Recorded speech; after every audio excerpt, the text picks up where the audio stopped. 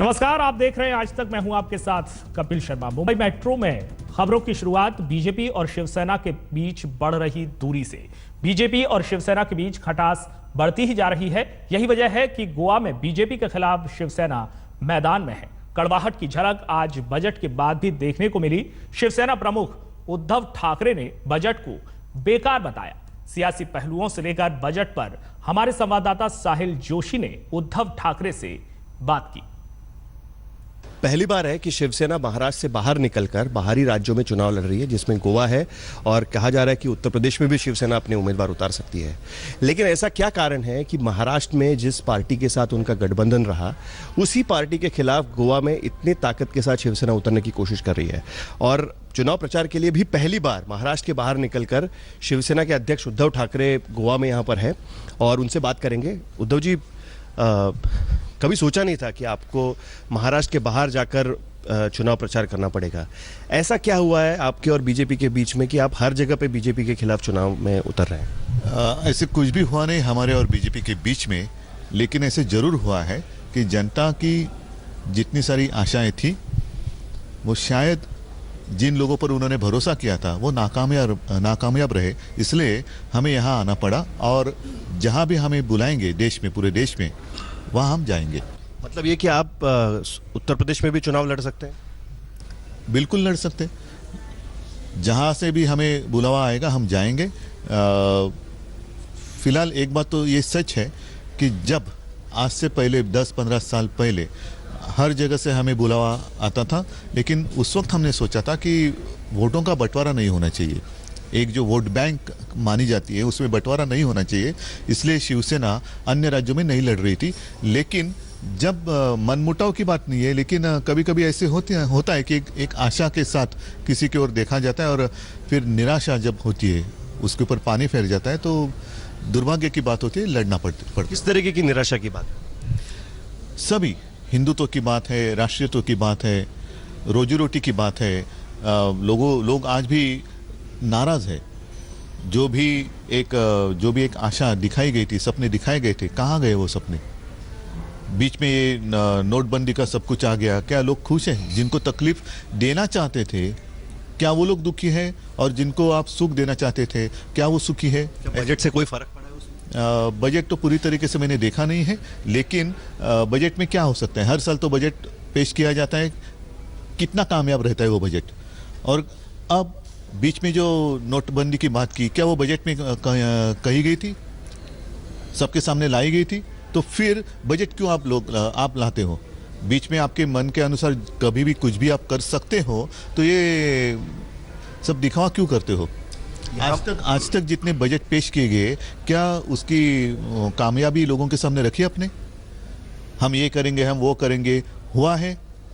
पता नहीं। लेकिन लगातार एक अब बस चल रही है कि बजट पेश करना एक बात होती है, करो बजट पेश, लेकिन बजट जब पेश किया जाता है बाद में उसकी जो एक कामयाबी होती है, क्या उसके ऊपर किसी ने गौर किया है? पिछले बजट में हमने ये किया था, उसके पहले किया था, लेकिन उसकी कामयाबी क्या है? आपको लगता है कि पिछली बार जो बजट था उसके ऊपर जो कामयाबी होनी चाहिए थी सरकार की तरफ से, वो चीज़ें पूरी नहीं हुई? जो रिपोर्ट्स आ रहे हैं, देश में कितनी बेकारी बढ़ी है पिछले 2-3 महीने में, कौन है जिम्मेदार? कब मिलेगा उनको रोजगार? कैसे ये जो बजट पेश किया गया है, क्या उनके लिए जो नौकरी अपनी खो बैठे हैं उनके लिए क्या आपने बोला है, कहीं कहा है? बताओ मुझे कि ठीक है 3 लाख तक आपका आयकर माफ किया जाएगा। मैंने तो स्वयं लिखा था 5 लाख तक करो, 5 लाख तक करो। फिर जिन सारे लोगों की रोजी रोटी छीनी गई है पिछले कुछ दिनों के दरमियान, क्यों? डिमोनेटाइजेशन। तो उनको रोजी रोटी कहाँ से देंगे आप? उसके बारे में क्या है बजट में? लेकिन ये तो आपकी भी सरकार है, आप नहीं ये कह सकते कि हमारी सरकार नहीं है। जब जो चीज़ हमें मंजूर नहीं है, हम सहमत नहीं है, वो भले हमारी भी सरकार हो, सिर्फ ऐसे नहीं कि हम विरोधी पक्ष में हैं इसलिए आलोचना करना हमारा कर्तव्य, ऐसे नहीं है। हमारी सरकार भी अगर कहीं पर भूल करती है, गलती करती है, तो हमारा पूरा अधिकार है और हम तो जनता का आवाज़ उठा रहे हैं। गोवा में बीजेपी का पिच है कि पूरा बहुमत मिलना चाहिए, क्योंकि अधूरा बहुमत मिलता है तो किसी को भी साथ में लेना पड़ता है और अपने वायदे पूरे नहीं किए जा सकते, और जो साथ में आते हैं वो स्वार्थ के लिए साथ में आते हैं। मैं मानता हूँ बहुमत होता है। केंद्र में पूरा बहुमत है नहीं है, चुनाव लड़ते वक्त तक एक भरोसा नहीं था कि बहुमत मिलेगा कि नहीं मिलेगा, तब 29 पार्टियां साथ में थी। अब जब भी कोई निर्णय लिया जाता है, क्या 29 पार्टियों को आप विश्वास दिलाते हो, विश्वास में लेते हो कि डिमोनेटाइजेशन करना है, आपकी राय क्या है, ये फलाना चीज करनी है, आपकी राय क्या है, करते हो आप? नहीं करते हो। मतलब जब भी आपको जरूरत लगती है तो चुनाव के पहले आप गठबंधन क्यों करते हो? चुनाव के पहले गठबंधन क्यों करते हो? फिर लड़ो ना, जहां भी है गठबंधन सारे तोड़ दो और अकेले लड़ो। अभी तो अकेले ही लड़ रहे हैं सब जगह पे, वो उनकी मजबूरी है, क्योंकि कोई साथ जाने के लिए तैयार नहीं है। आपने कहा अभी थोड़ी देर पहले कि यूज एंड थ्रो पॉलिसी है बीजेपी की, मतलब क्या है? मतलब जो वर्ड मैंने यूज किया वही है। आपके साथ वही हुआ था? हम तो थ्रो करने वाले कोई गेंद नहीं है, हम तो विकेट ले लेंगे, तो वैसी कोई यूज एंड थ्रो की बात हमारे साथ हो नहीं सकती। लेकिन एक प्रिंसिपल रहता है, वो छोड़कर अगर कुछ बात होगी तो जरूर कुछ बात करनी पड़ेगी। ये सवाल आपसे कई बार पूछा गया है, लेकिन ये सवाल प्रैक्टिकल है और लाजमी है। जिस तरीके से शिवसेना का बर्ताव है, ऐसा लगता है कि कांग्रेस से ज़्यादा विपक्ष का काम शिवसेना करती है। ऐसे में उस सरकार में रहकर विपक्ष का काम करना ये कहाँ तक ठीक है? क्योंकि अगर महाराष्ट्र सरकार कुछ गलत कर रही है तो उसकी जिम्मेदारी उतनी ही शिवसेना पर भी है, क्योंकि आपके समर्थन पे सरकार चल रही है। या केंद्र में अगर सरकार चल रही, हमारी जो ईमानदारी है वो जनता के साथ है, किसी पार्टी के साथ नहीं है। और कोई भी सरकार या कोई भी पार्टी जनता के खिलाफ कुछ करती होगी तो हम उसका विरोध करेंगे। वो भले सरकार में हम रहे ना रहे, वो बात अलग है, लेकिन जनता के खिलाफ जो भी जाएगा हम उनके दुश्मन रहेंगे। आपके मंत्री कहते हैं कि हम जेब में इस्तीफा लेके चलते। बिल्कुल चलते, क्यों ना चले, क्यों ना चले।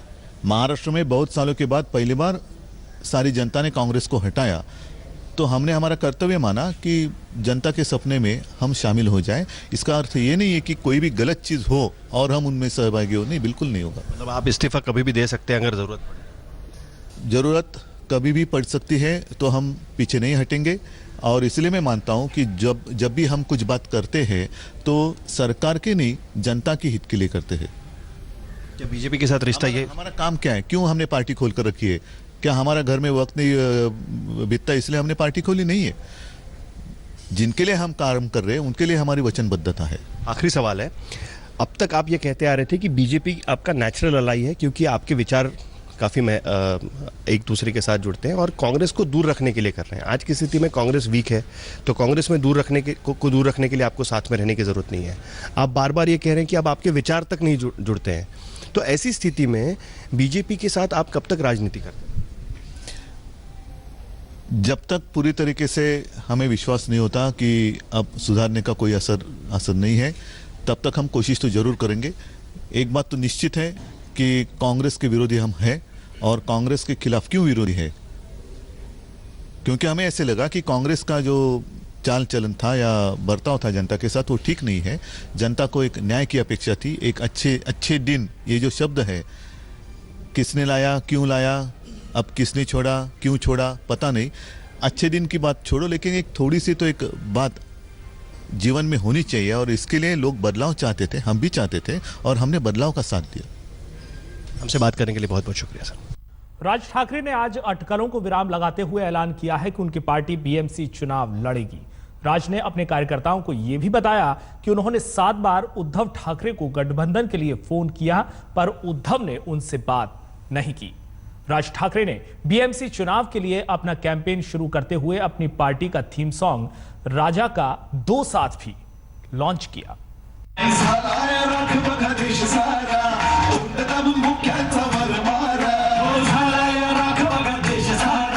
बुधवार को दादर में अपने कार्यकर्ताओं को भाषण देते हुए राज ठाकरे भावनात्मक अंदाज में दिखे। राज ने कहा कि मुंबई मराठियों के लिए बची रहे, इसीलिए वो शिवसेना से गठजोड़ करना चाहते थे, पर शिवसेना डबल गेम खेल रही है और चुनाव के बाद बीजेपी से हाथ मिला लेगी। या सगळ्या गोष्टींसाठी मी 7 फोन केले, 7 फोन, एक फोन घेतला गेला, गुडघे टेकले, पाय चाटले। राज ठाकरे हा स्वतःसाठी किंवा पक्षासाठी नाही, मराठी माणसासाठी म्हणून कोणाचेही कार्य करतो।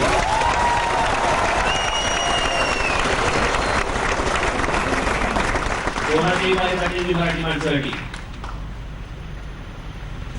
पण मुंबई महाराष्ट्रापासून स्वतंत्र करण्याचा जो डाव घेतला तुम्ही हातामध्ये, कभी पाए छठी। बीजेपी को आड़े हाथों लेते हुए राज ने कहा कि बीजेपी का मुंबई को महाराष्ट्र से अलग करने का सीक्रेट प्लान है और मुंबई अहमदाबाद बुलेट ट्रेन चलाने का प्लान भी उसी साजिश का हिस्सा है। नोटबंदी को लेकर भी राज ठाकरे ने पीएम मोदी और बीजेपी पर जमकर हमला बोला।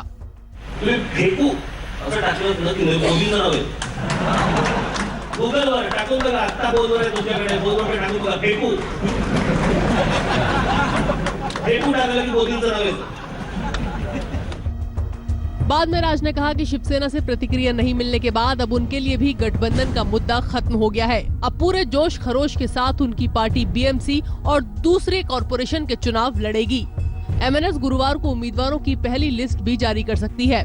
मुंबई से कमलेश सुतार के साथ आज तक ब्यूरो। जाको राखे साइया मार सके ना कोई, ये कहावत आज मुंबई के लोकल स्टेशन पर बिल्कुल सच होती दिखी जब एक बुजुर्ग के ऊपर से आधी ट्रेन गुजर गई और वो बिल्कुल सही सलामत बाहर निकल आए। ये तस्वीर मुंबई के विक्रोली रेलवे स्टेशन की है। सुबह 11 बजे का वक्त है। रोजाना की तरह लोग आ जा रहे हैं। तभी अचानक से भीड़ से एक बुजुर्ग निकलता है और सीएसटी से कल्याण की ओर जाने वाली लोकल के सामने कूदकर ट्रैक पर लेट जाता है। लोकल में बैठा मोटरमैन ट्रेन का ब्रेक लगाता है, पर जब तक ट्रेन रुकती है बुजुर्ग के ऊपर से 6 डब्बे गुजर चुके होते हैं। ट्रेन रुकते ही बुजुर्ग को निकालने गया आरपीएफ स्टाफ ये देखकर हैरान रह जाता है कि इतना कुछ होने के बाद भी बुजुर्ग के शरीर पर एक खरोच तक नहीं आई। सीएसटी से कल्याण की तरफ जा रही स्लो लोकल के सामने एक सीनियर सिटीजन द्वारा छलांग लगाई गई, जिसमें मोटरमैन जो कि सतर्क थे उनके द्वारा तुरंत गाड़ी को रोका गया और वहीं पर उपस्थित आरपीएफ जीआरपी द्वारा तुरंत सतर्कता से उस व्यक्ति को नीचे से रेस्क्यू किया गया। ट्रेन के नीचे कूदने वाले 65 साल के बुजुर्ग का नाम दिनकर सकपाल है। उन्होंने आरपीएफ को बताया कि उन्हें मुंह का कैंसर है, जिसका इलाज टाटा अस्पताल में चल रहा है। डॉक्टरों के मुताबिक अब उनके पास ज्यादा वक्त नहीं बचा है। इसी के चलते उन्होंने अपने आप को खत्म करने की कोशिश की। बुजुर्ग के पास घर लौटने के लिए भी पैसे नहीं थे। आरपीएफ स्टाफ ही उन्हें घर तक छोड़कर आया। मुंबई से लतीफ शेख और एजाज खान के साथ आज तक ब्यूरो। मुंबई मेट्रो में आज के लिए बस इतना ही। देश और दुनिया की तमाम खबरों के लिए आप देखते रहिए आज तक।